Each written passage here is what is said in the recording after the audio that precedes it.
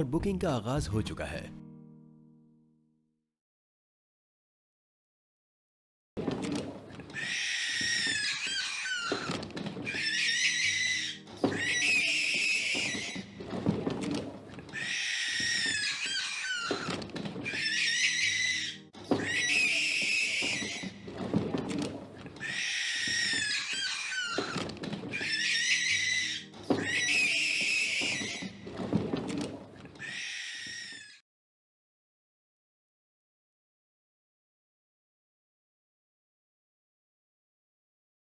एक का पेपर है तो वो मंडे 21 को ही आएगा।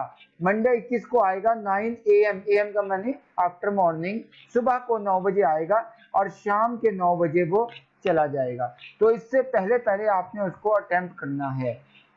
इसी तरह दूसरे सब्जेक्ट का है, वो 22 तारीख को आएगा, फिर 23 को, फिर 24 को। तो आपने सबसे पहले अपने सब्जेक्ट यहाँ मार्क कर लें और इसको कहीं अपनी डायरी पर नोट कर लें या अपने मोबाइल पर, जो भी आपकी जहाँ पर मेमोरीज वगैरह सेव करती हैं, रिमाइंडर सेव करती हैं वहाँ पर।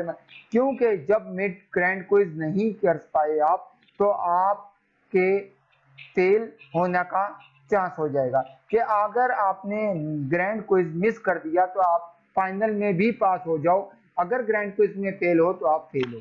तो इसलिए कोशिश करें कि आपके ग्रैंड क्विज में अच्छे नंबर आए और ज्यादा से ज्यादा नंबर लेने